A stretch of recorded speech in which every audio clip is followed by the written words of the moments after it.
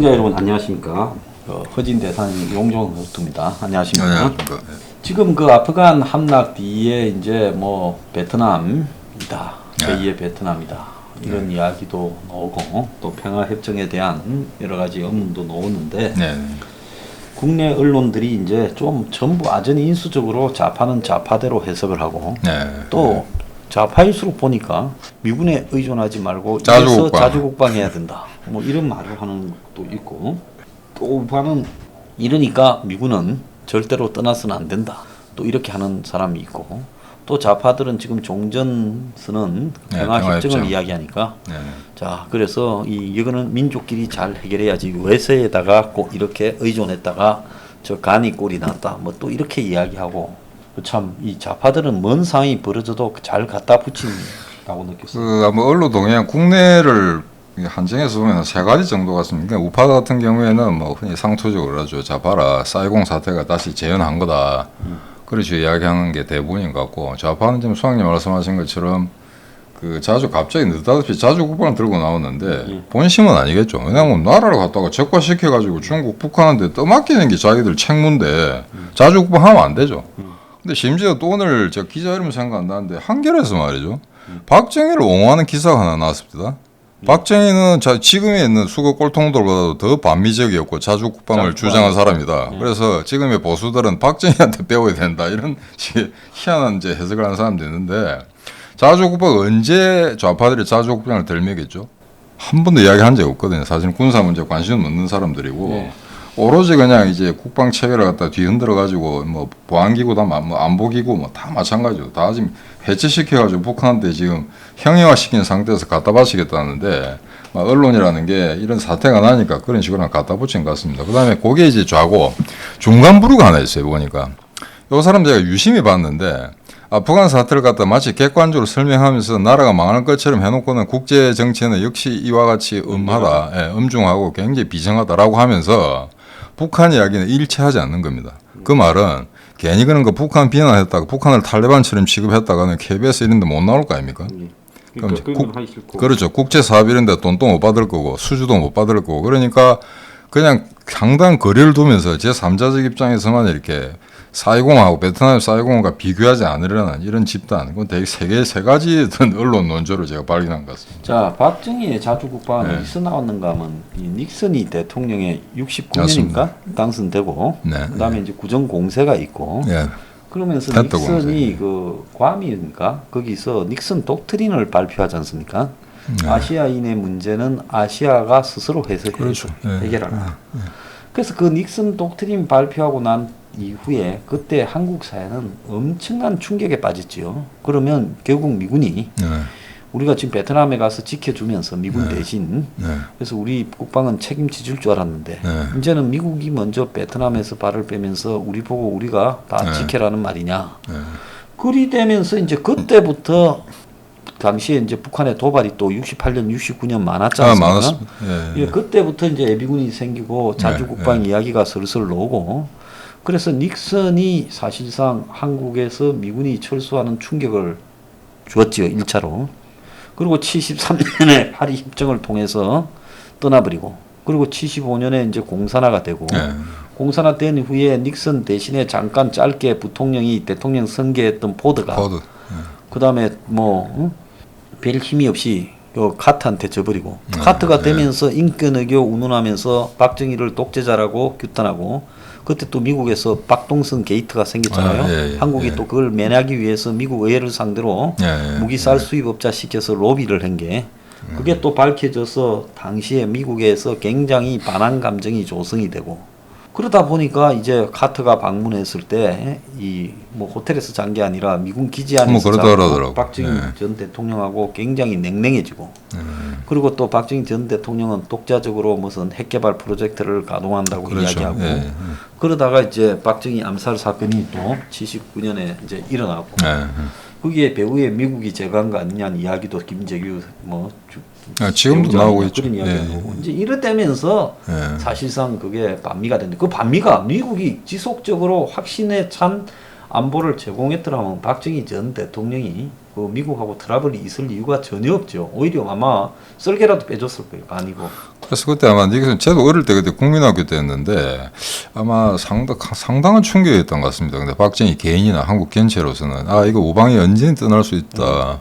그래서 실제 그 걔들이 월남에서 떠나니까 박정희 같은 경우는 이게 끝의 시작일 수가 있다. 이게 그래서 굉장히 이제 문제시했었고 그리고 한국 사람들이 잘 모르는데 미군이 월남에서 대부분 떠난 이후에 한국 군대가 마지막으로 월남에 좀 남아 있었어요. 미군 떠난 이후에 남아 있었어요. 우리는 73년에 다 철수한 거로. 그러니까 미군은 이미 71년부터 거의 다 철수했어요. 그러니까 한국군이 71년부터 73년까지 2년간에 상당수가 남아 있다가 단계적으로 철수했어요. 미군 떠난 이후에. 그래서 그때 자주국방, 박정희가 만든 자주국방이라는 게 그게 사실은 지금의 좌파들이 말하는 논리하고는 전혀 다르고요. 박정희의 반미라는 거는 그냥 국가 안보를 갖다가 이제 책임지는 이제 정치 수반으로서 그게 이제 한미 동맹의 어떤 그 아주 세세한 부분까지 이제 협의를 하는 과정에서 이래가지고 곤란하다는 차원에서 이야기한 거지. 그게 뭐 국가 전체를 갖다가 적으로 규정하고 싸우는 반미하고는 전혀 차원이 다른 문제였고요. 그래서 아마 그때 굉장히 긴박하게 세상이 돌아갔던 기억을 합니다. 그리고 그 69년부터 70년 초까지 아마 대한민국의 가장 중요한 시기였던 것 같은데 그때 소항이 1971년에 7대 대통령 선거가 있었거든요. 5, 6대는 쉽게 이겼는데 박정희가 7대 대통령 때 김대중이가 후보 나왔었는데 그 표차 얼마 안 했습니다. 그러다 보니까 72년에 소위 말해서 국가 비상사태라는 걸 선언해가지고 유신행위가 나왔죠. 그래서 그게 아마 국내적으로 굉장히 코너에 몰렸었고, 그다음에 박정희가 왜 과도한 어떤 경제 중화학공 정책을 쓰면서 이제 민심이 좀 돌아섰다는 부분도 있었어요. 그게 이제 그 오일 파동이 생기고 하면서 물가 인상이 심해지고. 그래서 이제 농민의 민심을 달래기 위해서 왜 소위 말해서 이제 노동력이 전부 이제 농촌에서 도시로 빠져버리니까 그래서 그걸 무마시키기 위해서 소위 새마을 운동이라는 것도 만들어냈거든요. 그래서 그 일련의 국내 정책들이라는 게 그 당시에 상당히 어떤 불안했던 박 정권의 체제, 그 다음에 이제 월남전으로 대표된 어떤 국제정치 지각 변동, 그 다음에 곧 이어서 이제 미국이 중공하고 수교하지 않습니까? 그래서 그런 상황에서 이제 박정희가 굉장히 이제 그 고심했던 부분을 알고 있는데 지금 좌파들이 어떤 박정희를 언급하는 건 굉장히 아전인수적인 해석이죠. 그렇죠. 그래서 지금 이 아프간을 보면서 사실은 이제 우리 군대 문제였는데 수학님은 제가 우리 군대가 엉망이다라고 하다 보니까 나중에 그 댓글에서 일부 이제 그 불만을 표시하는 사람이 좀 있더만요 보니까. 물론 이제 뭐 기분 나쁜 건 저희들도 마찬가지입니다. 수학님 이런 이야기 하면서 기분 좋을 리가 없죠. 한데 과연 이걸 보면은 탈레반이라는 게 소위 말해서 AK 소총 하나 가지고 기껏해 이제 뭐 무반동포 있는 거 모르겠습니다만 RPG 같은 거. 그 정도 무게 가지고 세계 최첨단 무기를 가지고 미국하고 상대해가지고 일단 버텨냈거든요, 일단. 그렇기 때문에 객관적으로 우리가 무슨 홍현희가 이야기한 것처럼 53배의 경제를 갖고 있고 세계 6, 7위의 국방력을 갖고 있는 군대를 하더라도 싸울 의지가 없는 군대는 싸울 수가 없죠. 그래서 이거는 무기가 문제가 아니고 뭐 쉽게 얘기하자면 그 람보 영화에 보면 람보 실베스타 스탈론 이런 이야기를 합니다. 최상의 무기는 싸우려는 의지다. 그 다음에 만약에 전쟁에 들어가서 전쟁에 이기려면은 내 스스로가 전쟁이 돼야 된다는 아주 그 철학적인 그 은사를 남깁니다. 람보가. 그래서 지금 이걸 보면 과연 우리나라 군대가 그 정도 사기를 갖고 있는 건지 그에 대해서는 의심을 할 수밖에 없는 사태거든요. 이 말을 하고 나니까 또 뭐 강간 무슨 군 내부에 또 계속 또 쏟아지나 육해 공건 다 나왔더만 보니까. 여자 부사관에 대한. 근데 이제 여기서 중요한 거는 밀떡처럼 너무 디테일한데 빠져들어서 물리적인 이 숫자를 가지고 전력을 계산하면 거기에는 이제 정치 사회적인 의미에 이 사기라는 전력이 빠진 거예요. 그러면 사기가 없는 부분에서는 전투하고자 이기고자 하는 목적의식이 없으면 절대 전쟁은 이기지 못한다. 거기에 반해서 북한은 그 전쟁을 하게 됐을 때 이 사기나 단련된 훈련, 두려워하지 않는 능력은 타의 추종을 불허하고 만약에 북한군하고 탈레반군하고 싸움을 붙이면 어떻게 될 것 같습니까? 그래서 북한군도 전쟁을 오래 안 해봤어. 저는 북한이 탈레반을 뭐 간단히 제압할 거라고 봐요. 그래서 이 북한군이라는 게 세계에 유례없는 적어도 이 사기 또 그 전쟁의 목적 자체에 대해 의문을 품지 않는 집단이다. 만약에 김정은이가 너네 저 남한 털어서 저 남한의 빌딩이고 쌀이고 다 너네 거야. 네 거라 해라. 가라 하면 아마 거의 좀비처럼 달라. 굶주린 상태에서는 달라들겠죠. 그 지금 이게 결국에는 이제 우리 국방 문제를 되돌아가서 이야기해볼 수 없는데 지금 최근에 일어난 국방부 내의 그 사태들을 보면은 정말 이 엉망이란 걸 알 수가 있습니다. 근데 하나 더 웃기는 지금 정권이 사실은 우리 군대나 국방부를 그런 식으로 만들었죠. 그러니까 소위 말해서 이제 군사 논리가 독립적인 변수로 다뤄져야 되는데 계속해서 이제 정치 논리로 대응해 왔었거든요.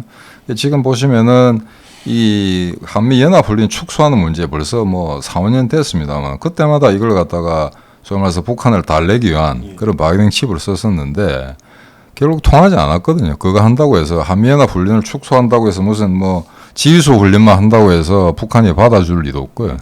지금 바이든이 계속 하는 이야기는 두 가지인 것 같습니다. 그러니까 그 핵을 갖다 포기하겠다는 선서만 하게 되면은 온갖 각종 혜택을 베풀겠다. 제재를 완화하겠다는 거 하나 하고 그게 어렵다면 일단 우선 만나고 보자. 조건 없이라고 하는데 그 두 개 다 지금 북한이 싫다는 거지 않습니까? 그럼 이거 안 되는 거죠. 예. 전략적 인내가 묻고 그런 어떤 그 외교적 수사를 갖다가 논평하기 전에 사실은 역설적에도 지금 바이든 행정부가 자신 있게 내나왔던 두 가지 의제를 북한이 받아들일 수가 없습니다. 북한은 유엔 제재를 해제해 주는 걸 조건으로 만나자는 이야기이기 때문에 이거는 처음부터 이제 이야기가 안 통하는 거죠. 근데 그런 상태에서 계속해서 한국의 국방부나 통일부가 이런 식으로 저자세를 보인다면은 이거는 뭐 다음에 어떤 싸움이 될지 모르겠습니다만 만약에 북한이 도발을 했을 경우에도 한국 정부가 어떤 식으로 대처할지 그거는 뭐 불을 보듯 뻔합니다. 아마 싸우지 않으려 하겠죠. 사기가 없으니까.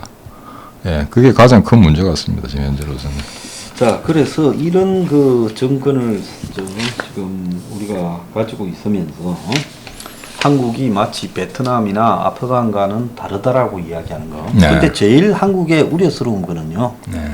한국이 뭐 아프간이나 베트남보다 경제력이 세계 10대 경제권을 가지고 있다. 또 더 나아가서 한국의 방위력이 뭐 유기 수준이다. 뭐 이런저런 이야기들을 하지만 거기에 상응해서 가장 심각한 문제는 한국 사람의 한 30%가 네. 북에 동조하고 있다. 그래 봐도 될 것 같습니다. 네, 30%가요. 의도하든 의도 안 하든. 네. 네. 그렇다면 북이 침략을 했을 때 그 30%는 지금 싸움을 하지 않으려고 한다. 지금 사실상 이 나라의 집권도 북과 싸우지 않으려고 하는 북에 동조하는 그 30%에 속하는 사람들이 이 나라를 집권하고 있다. 그러면 한국은 내부에 서로 분열되어 있다. 그 똑같은 목적으로 북을 똑같이 바라보면서 생각하고 있지 않다라는 이 부분이 제일 문제라는 거예요. 이 약점이라는 거는 그건 베트남이 무너진 약점이나 아프간이 무너진 약점하고 똑같이요. 아프간도 파시툰한테 대통령을 시켰어요. 차라리 파시툰이 아니라 타지크인이나 우즈베kin한테 대통령을 시켰으면 물러나도 한 30%는 죽으라고 저것들하고 싸우자 결상전을 할 거예요. 그 여기도 도스톰 장군 같은 거. 네. 그러니까 이거에 문제가 뭔가 하면 한국의 지금 이 부분이 제일 심각한 문제다. 그래서 지금 이게 좀 크게 보자면 이런 것 같습니다. 이게 지금 70년 한 역사가 흘렀는데 6.25 이후에 이걸 가만 보면 지금 역대 이렇게 지금 우리의 주적과 싸울 의지가 없는 정권이 없었거든요. 없었죠. 싸울 의지가 없는 정도가 아니라 아예 말아서 주겠다는 건데 근데 문제는 지금 북한이 이렇게 생각할 겁니다. 이 시기에 만약에 적화 통일이든 아니든 아니면 남한을 이제 핀란드화 시키든 이 시기가 가장 지금 그 뭐랄까 충만했다. 자기들 말로 하면 혁명 역량이 충만한 그런 시기라고 볼 것 같거든요. 그러니까 문제는 아닌 다음에 어떤 또 다른 우파 정권이 들어서든 또는 좌파 정권이 들어서든 한국에 아마 이 시기를 놓치면은 자기들 아마 적화 통일이 힘들 거라고 생각합니다. 그러니까 북은 이 시기에 한국의 남한에 집중해서 어쨌든 남한의 환경을 자기들이 컨트롤할 수 있는 환경으로 계속 끌고 가는 거. 그것보다 더 중요한 게 없다. 미국이 뭐 자기들이 협상하기에 바뀌를 기대하는 거는 다시 뭐 미국의 선거에서 트럼프 같은 사람이 하나 나타나는 걸 기대하는 것밖에 없고 그럼 북한이 할 수 있는 게 없잖아요. 그건 안 돼. 북한이 하면서 영향력을 미칠 수 있는 거는 한국의 이 문 정권 같은 친북 좌파 정권을 연장시키는 부분에는 북이 그건 할 수 있는 일이죠. 그래서 이 점이 이제 제일 중요한데 이 부분에 대해서 아마 소장님이 아마 내외 언론을 통해서 가장 먼저 이야기했을 겁니다. 만약에 차기에 북한이 도발할 경우에 그거는 미국이 아니고 한국을 대상으로 한 거다. 근데 처음에 이제 그 바이든 그 북한 프로그램이 나오고 난 다음에 대부분의 미국하고 한국의 학자들은 인식으로 생각했어요. 뭐냐면은 지금 그 지난번 트럼프 정부 때 계속 북한은 한국을 배제시키고 미국과 아마 직거래하겠다는 식으로 노선을 정했었거든요. 그게 사실은 통했었고. 한국은 빠져라고. 그렇죠. 그거는 싱가포르 회담 이후에, 근데 하노이 회담 결렬 이후에도 마찬가지 입장이었습니다. 그러니까 판문점에서 트럼프 그 김정은이가 만나기 직전에 북이 5번에 걸쳐서 빠져라고 경고했죠. 그렇죠. 그런데 그럼에도 불구하고 이제 그런 이제 흐름이 있다 보니까 그 미국이나 한국이 소위 말해서 이제 그 이 북한 관계 핵 문제를 다루는 이제 식자층들이 이렇게 해석한 것 같습니다. 아마 앞으로도 계속해서 북한은 한국을 배제시키고 미국과 이제 그 대결할 거다라고 이야기하는데, 지금 바이든 행정부 출범 이후에 보니까 도저히 이게 먹히지 않는다는 걸 갖다가 확인한 거죠, 얘들이. 그러다 보니까 가장 약한 고리는 한국을 치는 게 낫고, 어차피 한국이라는 게 지금 뭐 국정을 통해서, 그 다음에 소위 말해서 지금 말씀하시는 그 30%, 그 다음에 국방부, 뭐 현 정권, 여당, 할 것 없이 지금 국가를 갖다가 해체 위기에 몰아넣고 있기 때문에 지금이 아니면은 더 이상 시기가 없다고 생각한 거죠. 그러다 보니까 최근 하나 놀라운 사실은 거의 지금 미국의 한국 전문가 대부분의 사람들이 아마 이번에 미국과 직거래 또는 미국에 대한 어떤 그 미국을 자극하는 ICBM이나 이런 것보다는 아마 한국 정부를 갖다가 아마 직격탄을 날리는 그런 아마 테러 행위를 할 가능성이 높다라는 게, 그런 사람들 하는 게 점점 아마 여론 수렴이 많이 되고 있는 것 같습니다. 그런 점에서는 결국 북한은 미국이 아니고 한국을 아마 차기 도발 대상으로 삼을 거다 하는 거는 나중에 물론 사건이 일어나 봐야 알겠습니다만, 대개 전문가들은 그런 식으로 지금 의견을 좁혀가는 것 같습니다. 그 다음에 이게 이제 문재인이가 그나마 한국에 있을 때 북이 도발하는 게 문을 이 고통에 빠뜨리는 게 아니라 기회를 줄 수 있다고 보는 거죠. 문 세력에게. 나중에 뭐 도발이 나중에 협상으로 전환되었어요.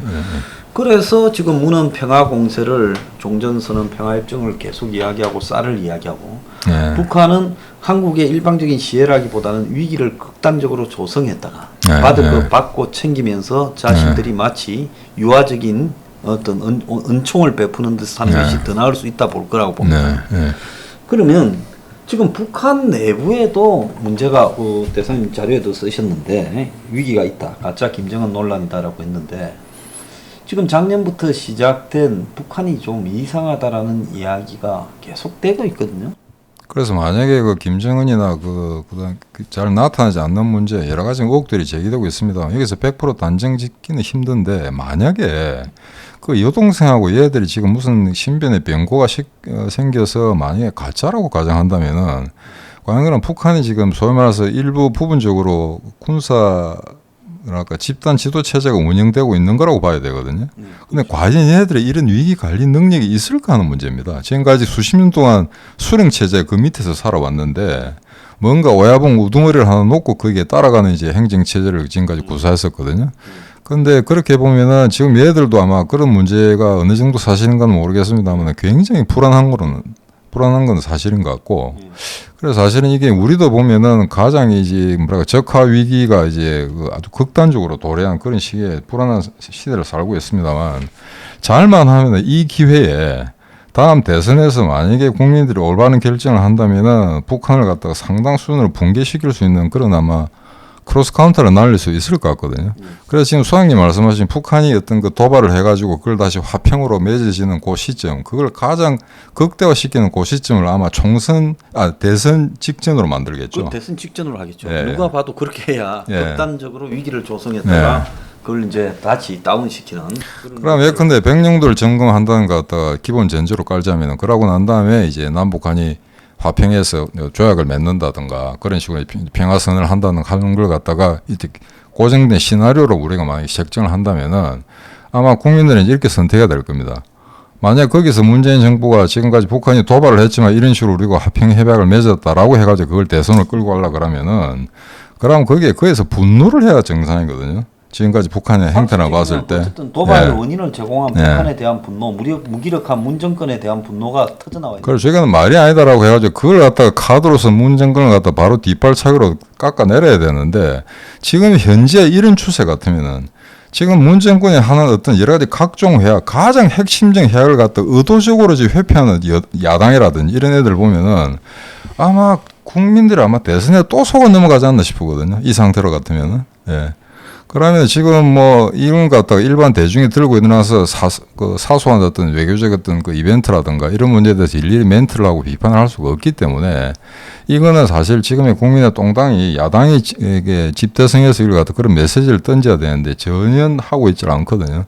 이런 상황 같으면 내년 대선 지금 현재로서는 굉장히 우려스럽습니다. 이게 만약에 민주당의 집권 2기가 형성된다라면은 이건 어떤 그 집권당의 색깔 문제가 아니라 한국이라는 국가 전체가 과연 생존할 수 있을까 하는 비참한 그런 이제 미래를 우리가 그릴 수가 있는데 지금까지 보시면은 국민들이 판단 잘못해가지고 세계 대전을 일으킨 독일하고 일본 같은 경우가 있죠.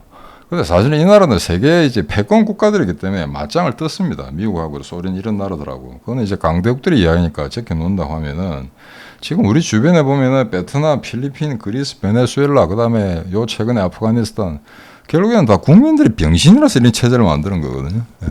베네수엘라 같은 경우도 한번 보십시오. 그거 제가 그 역으로 해보니까 지금 문재인 정부가 집권하고 나서 만든 그 정책들을 고스란히 베네수엘라가 다 했더만요. 오히려 아마 문정권이 얘들을 갖다 벤치마킹 아닌가 하는 그런 생각도 듭니다.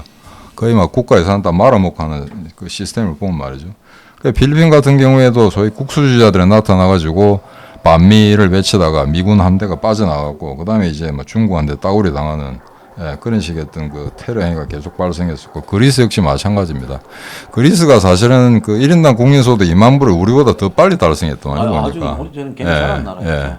근데 그러다가 지금 완전히 유럽에서 가장 못 사는 맨날 데모로만 점치는 그런 나라들로 지금 평가되고 있고요. 그래서 이 상황에서 이 좌빨들이 지금 총공세, 뉴스 브리핑에서 쭉 소장님 말씀하셨기 때문에 제가 다시 언급하지는 않겠습니다만 아주 일사불란하게 이 아마 내년 대선에 초점을 두고 지금 소위 말해서 내외적 역량, 그 다음에 국제적 역량까지 다 총동원해서 지금 좌빨들이 준동하고 있는데 여기에서 아마 야당이 이런 식으로 아마 대통령 후보 서로 깎아내리기 이런 아마 애들 장래에만 집착한다면은 내년 대선은 뭐 우파가 이긴다고 보기 힘들 것 같습니다. 이 상황 같으면.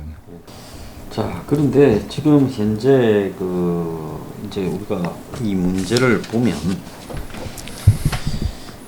이번 대선에 그 문정권이 지금은 굉장히 자신하는 것 같아요. 그러니까 언론법을 통과시키거든요. 저 자신 안 하면 저렇게 일을 안 만들죠. 그리고 또 민주당을 해체하는 게 아니라 민주당 간판을 밀고 가면서 지금 대선을 치르려는. 원래 안 된다 하면 중간에 문을 좀 비판하는 척 짜고 치면서 뭔 세력이 만들어져서 나와가지고 또 신당 만들어 그 세력으로 신당을 만들지만 안 하잖아요. 근데 이길 자신이 저것다는 있다는 거예요. 그래서 이제 자기들이 쓸 수 있는 카드는 북풍이고 자기들이 이제 제어가 안 되는 카드는 하나는 이 은행의 금융위기.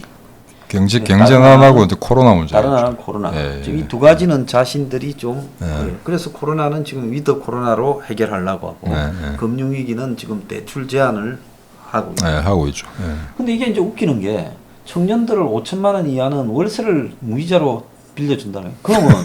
그러면 아니 집을 사거나 전세 사는 돈은 대출 중지하고 월세 사는 거는 무이자로 빌려주겠다. 이게 논리가 말이 되냐. 웃기는 거고 이제 코로나를 가지고 장난을 치니까 이제 위드 코로나에서 위드 코로나 하면 상식적으로 하면 엄청난 확진자와 엄청난 사망자가 나올 건데 그렇죠. 그러면 그게 10월 달쯤에 위드 코로나를 하면 내년 3월 대선 치를 때쯤 1월 2월쯤 안 그래도 1년에 작년에 제일 많이 나온 게 1월 달 아닙니까? 그렇죠. 겨울에 나오죠. 그럼 1월 달쯤에 대선 치르기 전에 1, 2월 달에 그야말로 엄청난 사망자 환자들이 나와서 병원이 마비되고 이렇게 되면 이게 대선 치르겠느냐? 그러니까 작년 게 아니고 지금 4자리 숫자로 지금 확진자가 늘어나고 있지 않습니까? 1일. 그러면은 아무리 얘들이 통계 조작을 해가지고 확진자하고 사망자 수를 갖다 숨긴다 하더라도 이 올 가을 상태가 되면 그건 힘들겠죠. 근데 힘들 거니까. 사망자나 이 위중증 환자들이 너무 늘어나서 그게 코로나가 아니라고 말을 하기도 어렵게 될 거예요.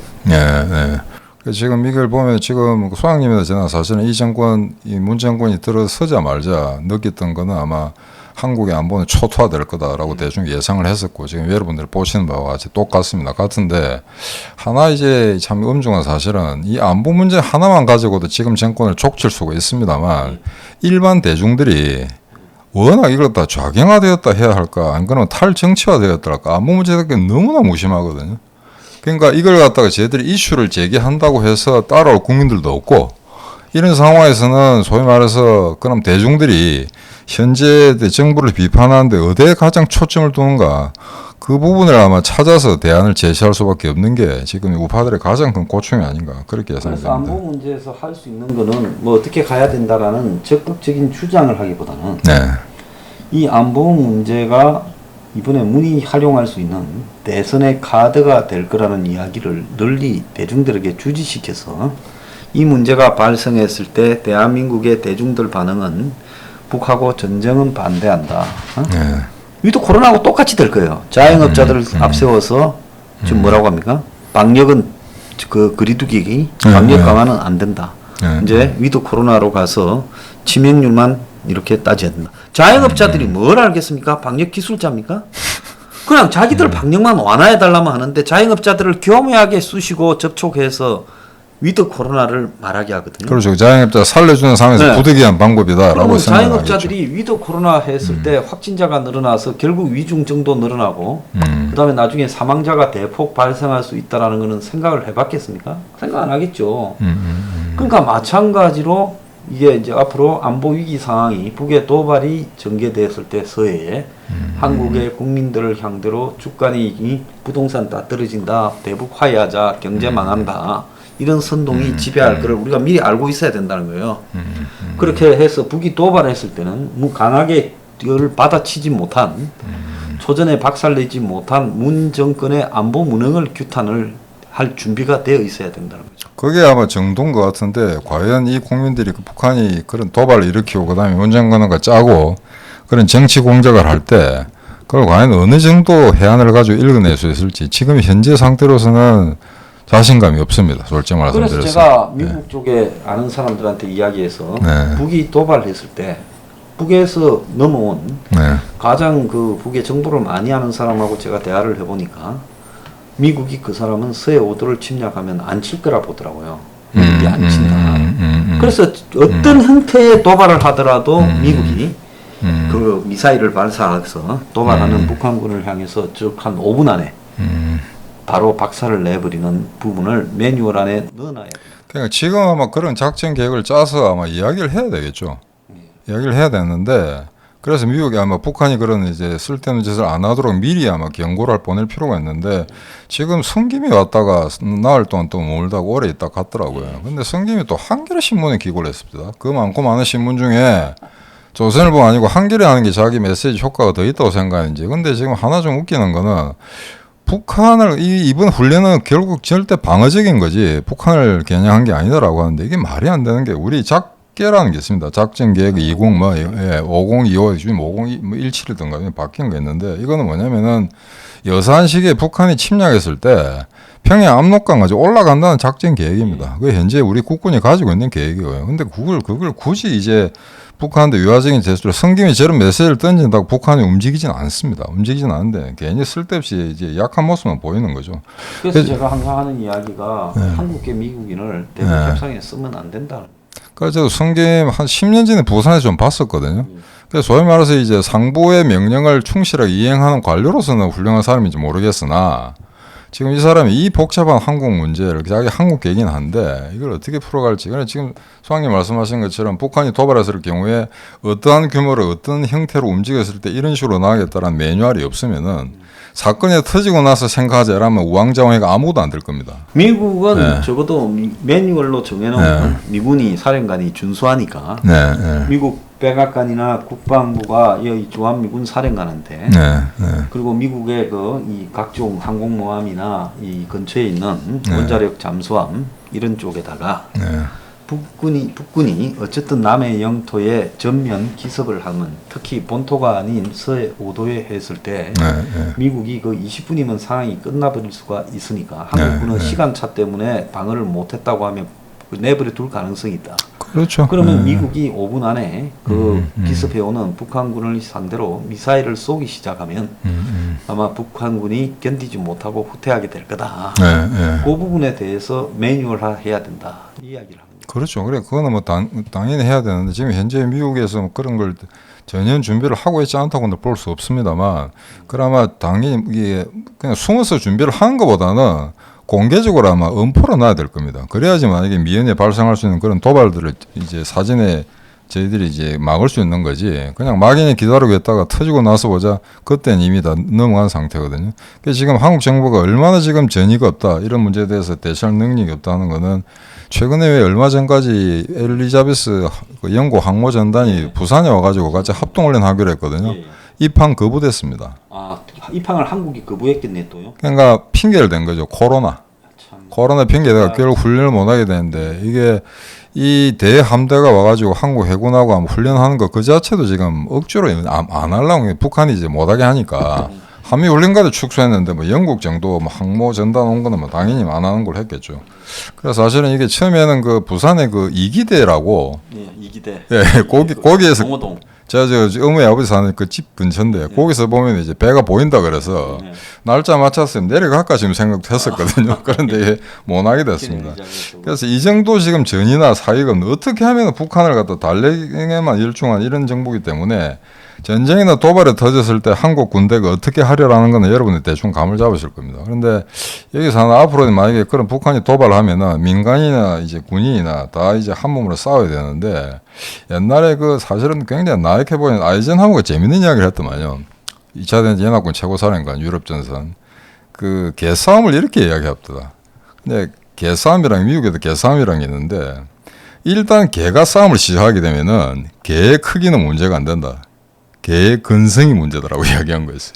개들끼리 보면 조그마한 치와 같은 게 왈왈 하면 스파트만한 개가 도망가는 경우도 많이 있어요. 그래서 그건 전적으로 제가 개를 잘 아는 입장에서 맞는 이야기입니다. 그래서 과연 이게 한국 군대나 한국민 앞으로 이게 총체적인 위기가 닥쳤을 때 국가를 갖다 살려낼 수 있는 이 대싸움에서 과연 그런 근성이 있을지 한번 두고 보겠습니다. 자, 오늘 방송 마치겠습니다. 감사합니다. 감사합니다.